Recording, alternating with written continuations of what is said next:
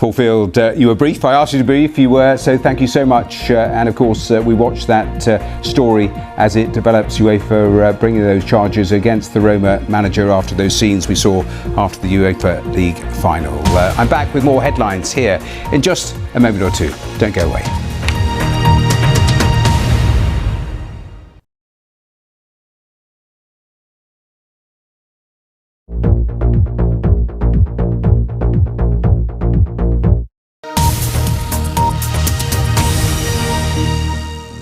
Now on BBC News, the biggest African and international news stories. Focus on Africa.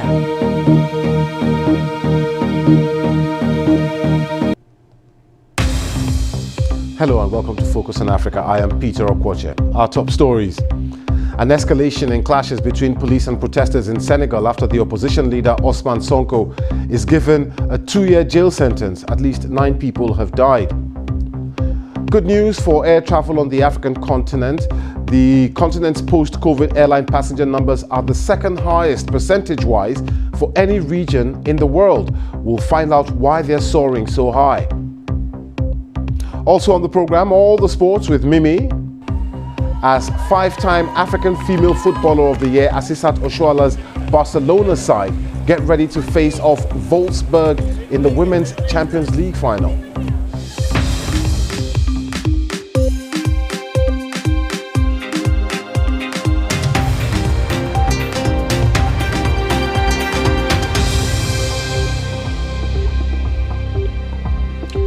Thanks for joining us here on Focus on Africa from BBC News. Police in the Senegalese capital Dakar have surrounded the home of the main opposition leader Ousmane Sonko after deadly unrest erupted over a jail sentence pronounced against him. Mr. Sonko wasn't in court on Thursday when he was sentenced to 2 years in prison for immoral behavior, but the Justice Minister said he could be jailed at any time. At least 9 people were killed in Dakar and the southern city of Ziguinchor when Mr. Sonko's protesters, or supporters rather, clashed with the police. Senegal's government has blocked some social media and is insisting it will maintain order. Let's get more now from my colleague Azizat Olaoluwa, who has been monitoring developments from Lagos.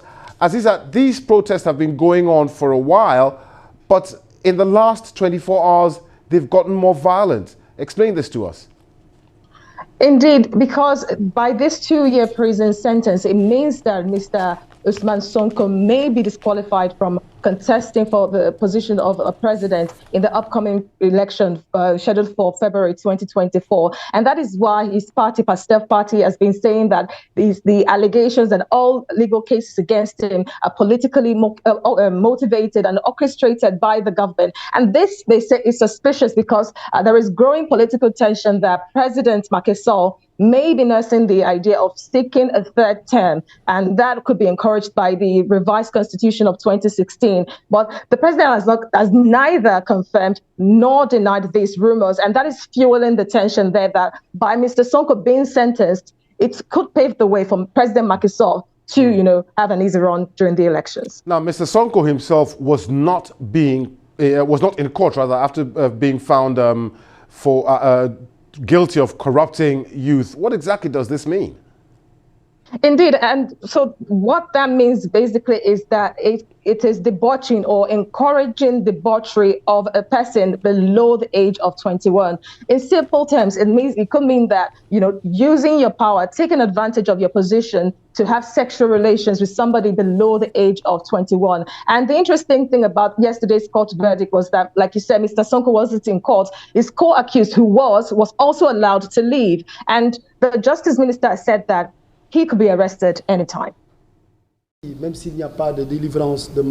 if no arrest warrant was issued, it has to be said that this is an in absentia case. In absentia means that the accused has failed to appear. And when someone is convicted in absentia, obviously the measure can be carried out at any time. That's Senegal's Justice Minister. Now, we know that Mr. Sonko is still in his residence. No one is allowed to visit him. It's completely surrounded by security personnel there. Just remind us once again how this could affect his political future. Absolutely. This, like we said, he may be disqualified from running, and he enjoys a lot of popularity among young people, unemployed youth as well, who see him as the savior, as the person they to chart a new course for Senegal, especially someone that is younger than President Macky Sall. And by him not being able to run, it means that they will have to maintain status quo, and that is if President Macky Sall decides to. Okay, Azizat Olaoluwa there, monitoring the events in Senegal from the commercial capital of Nigeria, Lagos. Thank you very much for that update. Now, Africa is the world's second fastest recovering region for passenger air travel. That's according to the International Air Transport Association, or IATA. That's the trade association for the world's airlines. It represents some 300 airlines, or 83% of total world air traffic. Now, the news comes as global air travel forecast is expected to bounce back to pre-COVID levels this summer.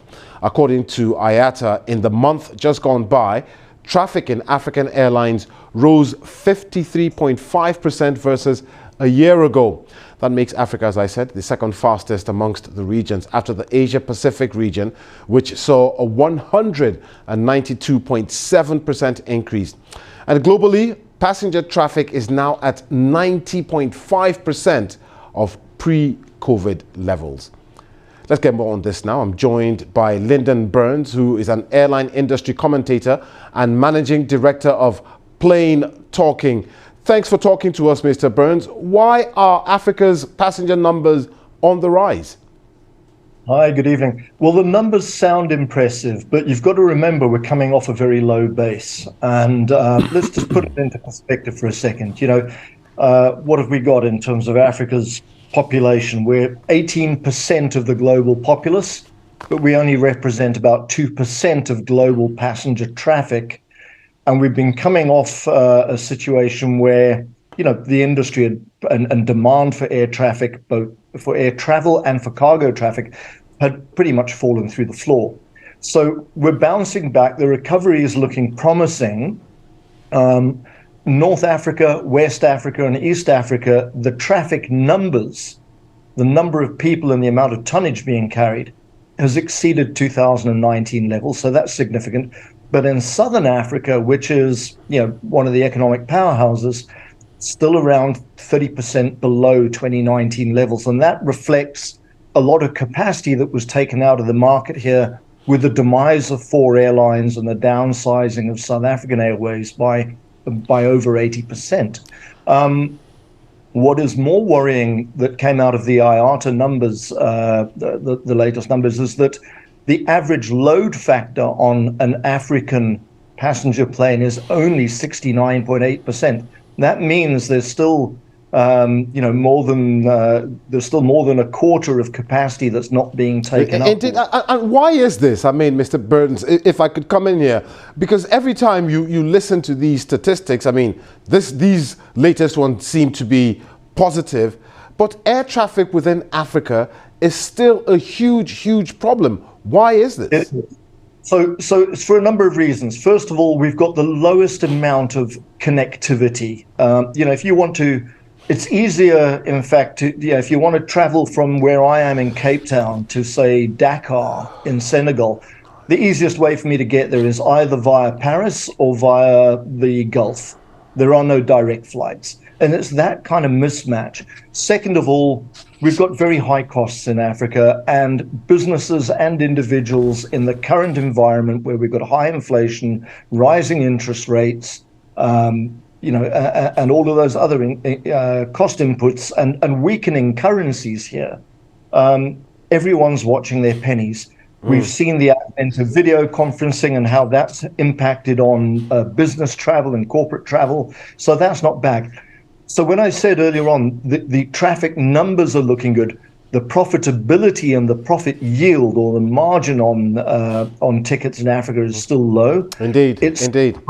Still not viable, and we're going to make a loss this year. Indeed, and if I may just come in here, I mean, you mentioned those low numbers. I remember a few years ago when there was talk about something called open skies across the African continent to improve connectivity, air travel within the continent. Whatever happened to that? So there is a program which the African Union have made their flagship program called the Single Africa Air Transport Market. It's to underpin the Africa Continental Free Trade Area, this idea for a grand, big, one single trading bloc. But it's running into headwind. Only just over half of African countries have signed up for it. And even amongst the countries that have signed up, we're now seeing problems where there's a lack of consistency in understanding and applying the rules. Some of them are resorting to protectionist instruments like using differential charges and fees and taxes on other African airlines that might want to open up services to their countries. So there's still a long way to go with that particular initiative. And coming up later this month, there's a big push from IATA launching a program called Focus Africa. And there's a big summit planned for the 20th and 21st of June in Addis Ababa. And this is one of the key focus areas, this market access within Africa and how to improve this connectivity. Thank you very much. And I must just explain Focus Africa that you mentioned there. It sounds very much like a program, but it's actually a move to strengthen aviation's contribution to African skies. Thank you very much, Lyndon Burns there, who is the Managing Director of Plain Talking. Thank you very much. Now, it's the last day of the BRICS foreign ministers meeting in South Africa. Russian Foreign Minister Sergei Lavrov has traveled to Cape Town to take part in this two-day meeting, joining his Chinese, Indian, Brazilian and South African counterparts, a growing alliance seeking to challenge the West on many issues. But the reunion has been overshadowed by questions about the next BRICS summit scheduled for August in Durban and whether or not President Vladimir Putin will be allowed to attend that meeting after the International Criminal Court issued an arrest warrant for him over war crimes in Ukraine.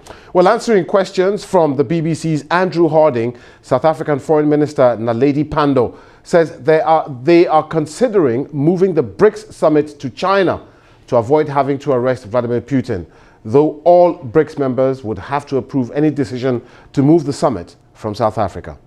The South African government is currently looking at what the various legal options are. But it sounds to a lot of people like a fudge. The answer is clear-cut. Your obligations are to arrest him. The obligations are clear, but the answer is not fudged. The answer is the president will indicate what the final position of South Africa is. That's South Africa's Foreign Minister Naledi Pandor. Let's take a quick look now at other stories making the headlines across Africa and the rest of the world. The Rwandan fugitive Fulgence Kayishema, who was arrested last week in Cape Town, is due in court for a new hearing on a deportation request by the Rwandan government. Kayishema, a former police officer, is accused of having ordered the killing of at least 2,000 Tutsis seeking refuge at St. Paul's Nyange parish in Kigali during the 1994 genocide. He denies the charges. A civil society group has filed a lawsuit against Ethiopian Airlines, arguing that the state-owned airline discriminates against members of the Tigrayan ethnic group. The airline is allegedly barring Tigrayans aged 15 to 60 from purchasing tickets for flights from northern Tigray province to the capital Addis Ababa, according to the lawsuit. First, the human rights group, First, a local NGO, says the business raised ticket costs as a collective sanction against the Tigrayan people. Now, take a look at these pictures from Egypt, where strong winds and sandstorms have uprooted trees and blocked major roads in Cairo and different parts of the country. The Kamasin winds, as they are known, arrive around this time of the year. One person was killed in the capital on Thursday when a billboard collapsed, injuring 5 others. And some good news from Tanzania. The Ministry of Health has officially declared today the end of the Marburg virus disease outbreak, which was confirmed just over 2 months ago in the northwestern Kagera region. It was the country's first outbreak of the disease. A total of 9 cases and 6 deaths were recorded in all. The last confirmed case tested negative was in April, setting off the 42-day mandatory countdown to declare the end of the outbreak. Now, they're kids from Kampala who've made it big here in the UK. Uganda's ghetto kids have shot to stardom on a show called Britain's Got Talent, making it through to the grand finals this weekend. Our reporter Stefania Okereke went to meet them in London. We are the Ghetto Kids from Uganda, Kampala, Africa.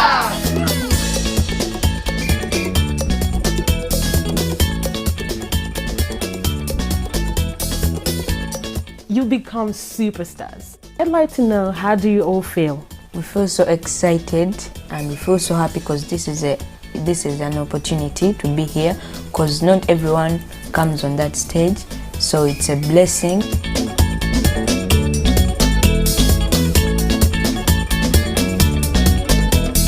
How did you know about Britain's Got Talent, and what happened when you knew? So for us, we didn't know that our manager was going to apply, so we are like, wow, this is amazing. We performed well, we got the golden buzzer, so I can't even explain it well how I felt, but it was amazing. I felt like stopping and celebrating, but we had to first finish the choreography. We were so happy, excited. How does the passion of dancing start for you? For me, I was knowing how to dance. I was copying my dad. Now I started going to the churches to dance, to get money, to give my mother, to buy for me clothes and food. Because of dance, we became a good family. We became brothers and sisters. They became my children. When we dance, life is okay. So we feel so happy that we keep doing this and bring hope to the children in the world, around the world, who are in the ghetto, who are disadvantaged, who are less privileged, you understand? Yeah. That they can make it in life.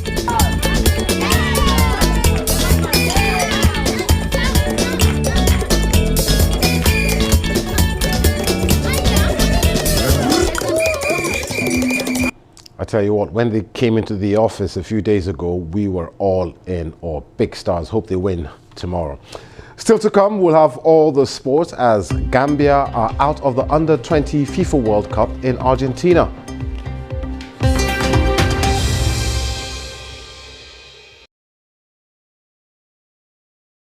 This is my kindergarten. I haven't been here for a long time because a bad dragon came and we had nowhere to hide. But now our kindergarten is a real fortress with a hiding place. You can hide from the dragon and play calmly.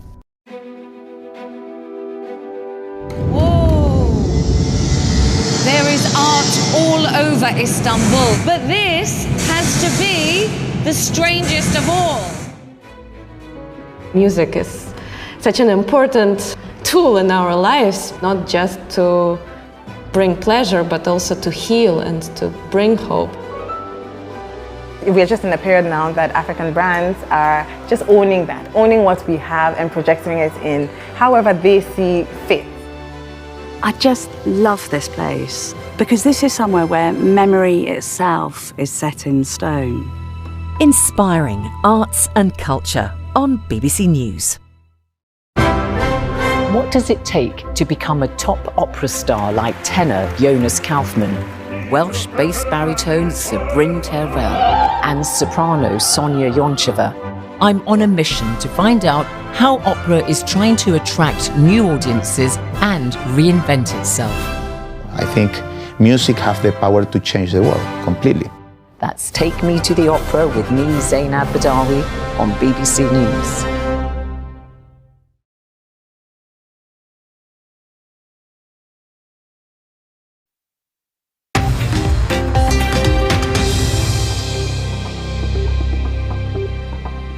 Welcome back. Let's bring you all the sports now on Focus on Africa with Mimi. Take it away. Thank you very much, Peter. We start with the Women's Champions League final. Five-time African Female Footballer of the Year, Nigeria's Asisat Oshuala's Barcelona side will be preparing for their third consecutive final when they take on Wolfsburg on Saturday. It's the title that they won in 2021 for the first time ever. The players have been arriving in Eindhoven, the Netherlands, where the final will be taking place. For Wolfsburg, they will look to secure their third trophy. Now, Erling Haaland has said he will do everything he can to help Manchester City to win the Champions League. City have already won the Premier League and can add to that if they beat Manchester United in the FA Cup final on Saturday before facing Inter Milan in the Champions League final on the 10th of June. The 22-year-old told the BBC he knows the club bought him specifically to achieve success in Europe. They will be motivated. It's at Wembley, it's a final. There's so many things, so it will not be an easy game. So that's what I'm saying. We have to play our game. We have to not to think too much. Champions League, I must ask you, is there something about that competition here in Manchester because it's the one that they've so far struggled to achieve? And what would it mean, do you think, to land it? No, it will mean everything. This is why they bought me, of course, to the club to get this. We don't have to hide that. So I will do everything I possibly can, to try to make it happen. And yeah, it's my biggest dream, and hopefully dreams do come true. Now, Erling Haaland speaking to Dan Rowe. Preparations are underway in Cairo for the first leg of this year's African Champions League final. Egyptian giants Al Ahly will host holders Wydad Casablanca on Sunday. It's a repeat of last year's final, which was only decided in one leg. This year, it's back to 2 legs. And on Saturday, USM Algier played Tanzania's Young Africans in the second leg of the African Confederation Cup final. The Algerians have a 2-1 first leg advantage. And the Gambia are out of the Under-20s FIFA World Cup in Argentina. It comes after a 1-0 defeat to Uruguay in their last 16 match. Nigeria, Africa's only remaining representatives, take on South Korea in Sunday's quarterfinal. And that's all the sport. Many thanks, Mimi. Thank you very much. Now, we've got some news for you. From Monday, Focus on Africa will be coming to you from Nairobi, Kenya. And so, this is the last day we'll be bringing you our show from London. It's been a wonderful 11 years since we launched this groundbreaking program, the first African TV news show from the BBC. And my fellow presenters and I have been honored to bring it to you, our audience. Here's a look back at some of our most memorable times on the program. Welcome to the very first edition of Focus on Africa. I do work for the BBC, but it's time for me to show my true colors. If I can hand this over. Ghana's gift to the world, tribute to our very own Komla. Nelson Mandela's family offer a personal tribute. Here was truly a shining star of Africa. The BBC News Komla Dumo Award is about excellent journalism. It's about finding that talent on the continent that can help us tell the African story. Let's talk about something that is obviously on everyone's mind at the moment. It's COVID-19, and we've seen various countries use their researchers to produce or co-produce vaccines. What's Kenya doing? Hello, I'm Sophie Ikenya in Nairobi. Welcome to Focus on Africa. How do you respond to those who say that you are a puppet of the outgoing president? I cannot be a puppet of anybody. The signs were there, the flare-up started, and the United Nations was watching. Some would say it was a total failure on your part as the United Nations. Now we're heading to COP27. Is there a specific message you'd like to tell? What are you going to do different? Why should Nigerians be voting for you? I am Bola Ahmed Tinubu. I have no doubt that next year, if you were to come and speak to me like you're doing today, we will have a different set of facts for us to look at. I'm going to hold you to that, Mr. President. I'm a man in a hurry, and these guys have told me that this is the best way to inspect this pitch. 3, 2, 1, jump!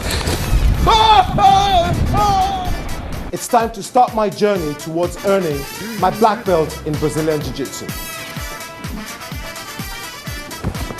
There's only one thing left for them to do, and that is score goals. Goal! Lukwesa, how you like me now? Hello, I'm Lukwesa Pirak, and welcome to your Friday edition of Focus on Africa. How do you run an economy where the population are largely unskilled and young? It's fundamental for us that we address the need of the youth. The people you get, the more wealth you come out with. I'm Mimi Fawaz, live in Cairo. It's the big one as the countdown for the Africa Cup of Nations begins. Well, you ready for the moment of truth? I am. You sure? I am. Let's go and find out who it is. And what's so special for you that made you want to come here to Westboro? Me? Sophie, you'll be happy about this. Kenya has received its first gold at the Commonwealth Games. For you, eh? I'm very happy about it. That's very good news for me. Let's focus on Africa for now. Thanks so much for your company. Bye-bye. From the team, cheerio. That's it for Focus on Africa for today. Thanks for watching. I've absolutely loved it. Let's now talk to the man who's going to be taking the reins from Monday. My man, Wahiga Mwara, brilliant journalist, joins us from Nairobi. Wahiga, what does this new program mean for Africa and our audience, the fact that it is coming from the continent? Well, Peter, they say the best journey must end at home. It's been 11 amazing years for Focus on Africa, broadcasting out of London, but it's coming to the continent now, specifically Nairobi, Kenya. And we believe this gives us even greater opportunity to tell better African stories, African perspectives, successes and challenges, and also to speak to our digital audiences. We'll be looking at a lot more innovative storytelling, dynamic formats, just to be able to really connect with some of the audiences on the African continent. About 1.3 billion people. Quite some exciting times ahead, Peter. Indeed. And just how does it feel now for you and the team? The launch is just a few days away. It's just a weekend away. Well, Peter, maybe I can start by showing off a little bit of our studio here. One of the biggest studios out of London, ready to broadcast Focus on Africa from Monday. It's a mixture of excitement and trepidation, great responsibility, but we know we've got great content lined up for our audiences from this coming Monday. And also, it's a part of history, you know, things like this don't happen every day, and when they do happen, you do want to be a part of it. So I want to assure everyone watching that from Monday, it's going to be great content here. It's a pivotal moment for the continent, so much happening, and these are stories that only Focus on Africa can tell, and we'll be here for that. Fantastic stuff. I'm loving it already. Can't wait to watch it on Monday. And remember to join Wahiga and the new Focus on Africa on the African continent team starting next week. As for me, what's next? I'll be seeing you around. Goodbye.